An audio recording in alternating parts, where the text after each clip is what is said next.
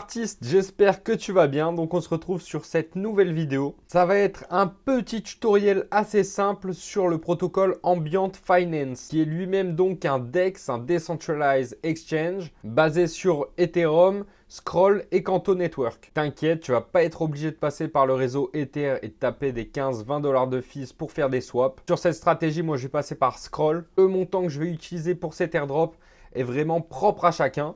Donc libre à toi de mettre plus ou moins. L'essentiel encore une fois c'est d'interagir. Donc bien sûr si tu fais plus de volume que moi, il y a de grandes chances que tu aies un plus gros airdrop. Est-ce que ça sera vraiment significatif le jour du drop des tokens? Ça, personne ne le sait. Même avec mes lunettes de vision futuriste, j'arrive toujours pas à voir l'avenir. Mais pour te donner un petit peu de contexte, Ambient, c'est un protocole qui est vraiment très peu farmé dans l'écosystème. Donc, moins il y a de farmers, plus l'allocation des tokens sera grande pour chacun d'entre nous. Ils ont quand même un volume total avoisinant les 150 millions de dollars. Une TVL qui varie entre 20 et 25 millions. Et dans les LP, donc les Liquidity Providers, il y a moins de 4500 utilisateurs, ce qui est vraiment très peu. Il faut quand même savoir qu'ils ont sécurisé 6,5 millions de dollars lors d'une levée de fonds qui compte des acteurs comme Block Tower ou bien Circle qu'on connaît tous, ainsi que bien d'autres business angels. Et ces 6,5 millions de dollars ont été levés sur une valorisation de 80 millions. Maintenant que je t'ai introduit un peu le projet, on passe de suite sur mon écran.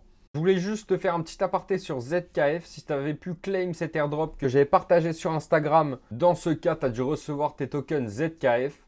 Moi, personnellement, j'en ai stacké ici, comme tu peux voir. Voilà, donc j'ai mon wallet connecté et ici, j'ai stacké mes 9954 d'allocation sur ce wallet-là. Et tu peux voir plus bas que j'ai choisi 180 days. Donc ça fait une période de lock pendant 6 mois. Car j'estime qu'en 6 mois, on sera probablement en plein bull run.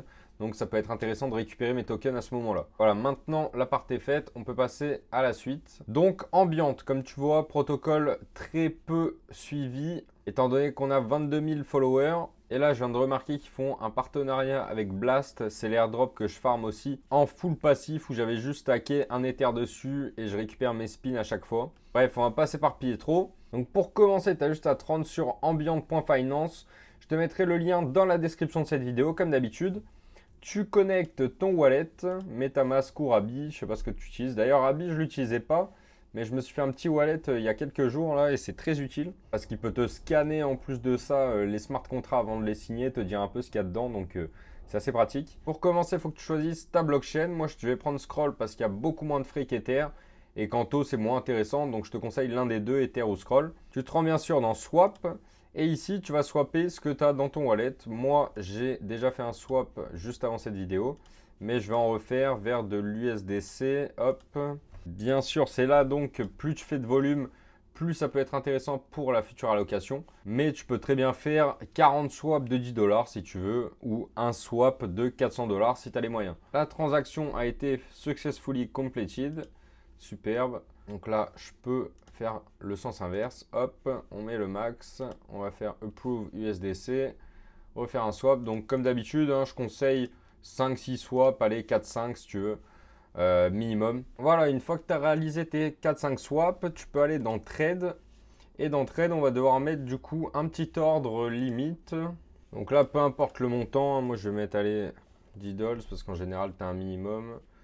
Pas sûr qu'il y en ait, mais bon. Et puis là, tu peux remonter ton prix d'entrée si tu veux. Comme ça, tu le prends. Ça s'exécute quasiment automatiquement. Hop, il faut que je le mette un peu en dessous quand même. Voilà, ok. Tu valides. Hop. Et voilà. Donc là, ma transaction est ici, now. Comme tu peux voir, c'est bien en buy. Et du coup, je pense que je vais pouvoir le claim dès que ce sera filled. Ah bah au final, ça s'est validé tout seul, successfully completed. Donc ça a dû m'acheter de l'Ether automatiquement. Tu peux t'amuser à faire plusieurs positions si tu as envie.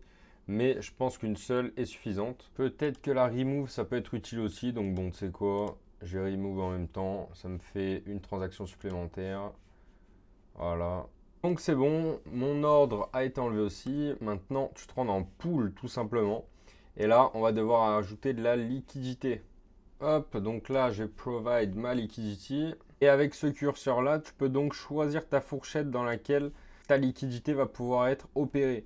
Donc ça, c'est un peu propre à chacun. Parce que forcément, si le prix sort par le haut ou par le bas, tu toucheras plus aucune reward. Bon, de toute façon, là, le but, c'est juste de poser de la liquidité. peu importe si tu la laisses 24 heures ou 4 jours. Hop, voilà, nickel, c'est passé. Là, tu peux voir APR status in range parce que le prix est donc bien entre ma fourchette. On peut voir que je vais générer 1,07%. Ouf, et là, un peu moins. Bon, ça change tout le temps, c'est normal avec la fluctuation du prix. Du coup, là, faudra, si tu peux, tu reviens dans quelques heures, tu harvest donc pour récupérer tes rewards. Et puis, quand tu le sens, tu peux remove ta liquidité aussi. Le but, c'est quand même, je dirais, un minimum de la laisser 24 heures. C'est optimal, je pense. Mais après, libre à chacun de récupérer sa liquidité quand il le souhaite. Donc voilà mon petit pote, c'est tout pour ce tutoriel. J'espère qu'il t'aura aidé. N'hésite pas à mettre ton meilleur like sous cette vidéo, ça m'aide de ouf. Tu peux aussi commenter sous celle-ci si jamais tu as le moindre problème. J'essaierai de t'aider du mieux que je peux. Tu peux retrouver tous les liens de cette vidéo dans la description, bien évidemment. Si celle-ci t'a plu, n'hésite pas à me le dire aussi dans les commentaires. Si t'es pas abonné mon petit pote, dépêche-toi, active la cloche. Abonne-toi aussi sur Instagram CryptoRobino parce que la plupart du temps c'est dans ma story ou lors d'un réel que j'annonce qu'un airdrop est prêt à être réclamé, car par rapport au timing et à la rapidité, c'est toujours plus simple sur un réseau social comme Instagram plutôt que de faire une vidéo YouTube, la monter et passer pas mal de temps dessus. Et sur ce, je te dis à la prochaine l'artiste. Ciao!